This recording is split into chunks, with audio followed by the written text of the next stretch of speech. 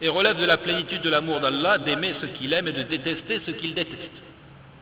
Cela est appuyé par le récit du prophète alayhi salatu wassalam, la plus solide des anses de la foi, c'est l'amour en Allah et le mépris pour la cause d'Allah.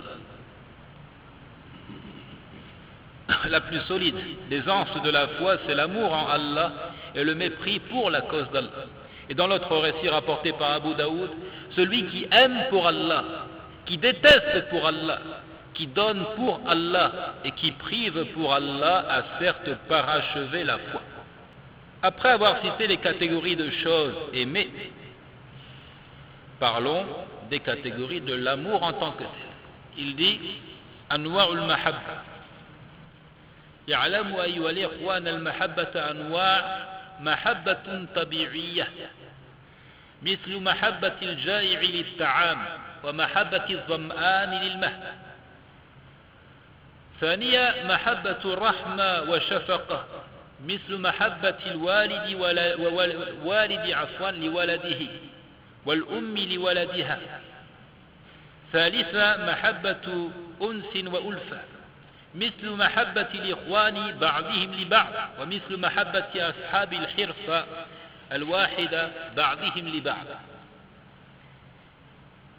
أما محبة الله فهي تختلف عن كل هذه الأنواع، وأهم شيء في محبة الله أنه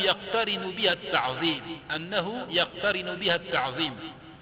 الوالد عندما يحب ولده هل يعظم الولد ويخاف من الولد؟ الجواب لا. وكذلك محبة الإخوان عندما يحب أحدهم الآخر هل يخافه؟ الجواب لا. الجائع عندما يحب الطعام هل يخاف من الطعام ويعظم الطعام؟ لا يعظم الطعام. محبة الله من صفاتها أنها محبة تجمع بالإضافة إليها الخوف والتعظيم، وهذه الأشياء لا يمكن أن تجمع إلا بمحبة الله عز وجل، فإذا صرف التعظيم إلى غير الله وقعنا في الشرك. لذلك ليس هناك محبة مقترنة بالتعظيم وصحيحة إلا محبة الله عز وجل. Donc des catégories de l'amour. Sachez que l'amour, ici on ne parle plus de la chose aimée, on parle de l'amour. Et de différents types. Il y a un amour qui est dit naturel. Naturel. À l'exemple de celui qui est affamé et qui aimerait manger.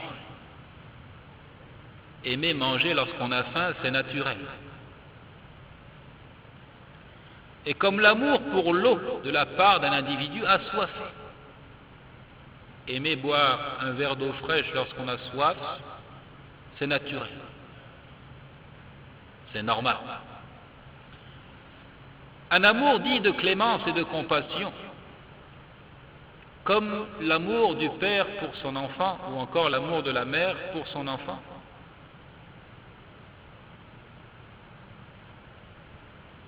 Un amour dit de compagnie, comme le sentiment que ressentent des amis, de bons amis. Lorsqu'ils sont séparés, ils aimeraient se retrouver à une table, ils aimeraient discuter, passer du temps ensemble. Quant à l'amour d'Allah, cet amour se distingue de toutes ces catégories. Pourquoi? Parce que c'est le seul amour qui va de pair avec le sentiment de crainte et de glorification. C'est le seul amour qui va de pair avec le sentiment de crainte et de glorification. C'est ça qui fait la différence entre l'amour d'Allah et l'amour des créatures. Le père qui aime son enfant ne le craint pourtant pas, nous sommes d'accord. Il en est de même pour les amis qui s'aiment et s'apprécient. Dira-t-on qu'ils se craignent, qu'ils en arrivent à se glorifier? Non. Celui qui est affamé aime à déguster un bon repas, mais toutefois sans le craindre. Alors que l'amour d'Allah n'est valable, il n'est authentique que s'il est accompagné du sentiment de crainte et de glorification d'Allah. Quiconque voue ce type d'amour, amour accompagné de crainte, de glorification, qui le voue à une créature aura voué le culte à un autre que Allah, aura sombré par là même dans l'associationnisme et la mécréance. C'est ça donc qui fait la différence entre l'amour d'Allah et l'amour des créatures, et ce sont des choses acceptables, naturelles même, instinctives. Nous avions dit un amour naturel, un amour de clémence et de compassion, un amour de compagnie. Mais il y a quelque chose qui fait la différence entre l'amour du monothéiste et du polythéiste, c'est que le monothéiste aime Allah plus que tout, et cet amour que l'on voue à Allah est accompagné du sentiment de crainte et de glorification. Et si jamais on en vient à vouer ces sentiments à une créature, alors on a effectivement sombré dans la mécréance. Et on est concerné par la parole d'Allah, وَمِنَ النَّاسِ مَن يَتَّخِذُ مِن دُونِ اللَّهِ أَندَادًا يُحِبُّونَهُمْ كَحُبِّ اللَّهِ. Parmi les gens, il en est qui prennent des égaux en dehors d'Allah, les aimant comme on aime Allah. فَحُبُّ الْأَمْوَالِ وَالْأَوْلَادِ مَثَلًا إِنْ كَانُوا أَحَبَّ إِلَى الْعَبْدِ مِنَ اللَّهِ سُبْحَانَهُ فَإِنَّهُ قَدْ أَشْرَكَ فِي مَحَبَّةِ اللَّهِ تَعَالَى كما قال سبحانه قل إن كان آباؤكم وأبناؤكم وإخوانكم وأزواجكم وعاشرتكم وأموال اقترفتموها وتجارة تخشون كسادها ومساكن ترضونها أحب إليكم من الله ورسوله وجهاد في سبيله فتربصوا حتى يأتي الله بأمره والله لا يهدي القوم الفاسقين واعلم أن محبة المؤمنين لربهم أشد من محبة هؤلاء المشركين لربهم وأندادهم وقال سبحانه والذين لا يدعون مع الله إلها آخر ولا يقتلون النفس التي حرم الله إلا بالحق ولا يزنون ومن يفعل ذلك يلقى أثاما. فدعاء إله آخر مع الله تعالى هو اتخاذ ند من دون الله يحبه كحب الله إذ أصل العبادة المحبة. Sache donc que l'amour des biens matériels, des enfants et autres, si toutefois il est plus fort que l'amour voué à Allah, devient un acte d'associationnisme. Cela revient à faire de ces grâces créées et accordées par Allah les partenaires d'Allah dans son droit à l'adoration.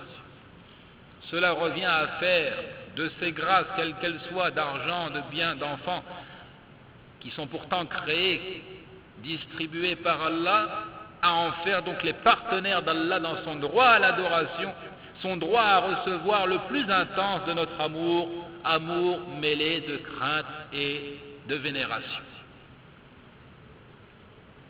Comme le dit le Très-Haut Tabaraka wa Ta'ala, verset 24 du chapitre 9, dit, si vos pères, vos fils, vos frères, vos épouses, vos clans, les biens que vous gagnez, le négoce dont vous craignez le déclin, les demeures qui vous sont agréables, vous sont plus chers qu'Allah, ici en arabe il a dit, ahabba ilaykum, vous sont plus aimés, vous sont plus chers, plus aimés qu'Allah, son messager et la lutte dans le sentier d'Allah, alors attendez qu'Allah fasse venir son ordre, c'est une menace ici, l'ordre c'est le châtiment, et Allah ne guide pas les gens pervers. L'amour des croyants pour leur Seigneur est plus intense encore que celui des polythéistes pour leur Seigneur et leurs idoles. Ils font l'amalgame, ils aiment Allah, ils aiment leurs idoles en même temps, tous associés. L'amour des croyants pour Allah est plus fort que l'amour des polythéistes pour Allah et pour leurs idoles associées. Le Très-Haut de dire, et les serviteurs du tout miséricordieux sont, un verset 68 du chapitre 25, dans la description des serviteurs du tout miséricordieux, il dit, ceux qui n'invoquent pas d'autre Dieu avec Allah, et ne tuent pas la vie qu'Allah a rendue sacrée sauf à bon droit, et qui ne commettent pas la fornication, car quiconque fait cela encourra une punition. Ainsi, l'invocation d'une autre divinité avec Allah revient à prendre un associé qui est aimé comme on aime Allah, cela car l'amour est bien le fondement du culte. Et pour conclure donc, nous comprenons qu'il y a une forme d'amour tolérée, et même plus encore requise, et une autre forme interdite. L'amour est donc de deux genres. les érudits parlent de al-hubbu lillah wa fillah wa hiya mahabbatu ma yuhibbu Allah wal mahabbatu ma'a Allah wa hiya al-mahabbatu al-shirkiyya wa kullu man ahabba shay'an ma'a Allah la lillah wala min ajli wala fihi faqad ittakhadhahu niddan min duni Allah ta'ala wa hadhihi mahabbatu al-mushrikin. Deux genres, l'amour pour Allah et en Allah. Ça c'est une première chose. L'amour pour Allah et en Allah, c'est-à-dire d'aimer pour la cause d'Allah tout ce qui est aimé d'Allah. L'amour pour Allah et en Allah, c'est-à-dire d'aimer pour la cause d'Allah tout ce qui est aimé et agréé d'Allah. Alors que la seconde catégorie, c'est l'amour avec Allah. Et l'amour avec Allah, c'est l'amour polythéiste. C'est celui-là qu'on refuse, qu'on n'admet pas. Quiconque aime avec Allah et non pas pour Allah et en Allah a pris un associé en dehors d'Allah. Ce sont des termes que vous retrouverez dans tous les ouvrages qui traitent du sujet. Al-hubbu lillah wa fillah, on admet et même on attend du serviteur d'Allah à ce qu'il aime pour lui et en lui, c'est-à-dire il aime pour le satisfaire et il aime ce que Allah lui-même aime et agrée, mais il n'aime pas avec Allah, parce que l'amour avec Allah c'est l'amour des associateurs. Wallahu ta'ala a'lam wa sallallahu wa sallam ala nabiyyina wa ala alihi wa man wala. Walhamdulillah. Il y a encore beaucoup à dire sur le sujet et nous allons surtout, Inch'Allah, citer lors de la séance prochaine les signes de l'amour d'Allah subhanahu wa ta'ala. Assalamu alaikum wa rahmatullahi.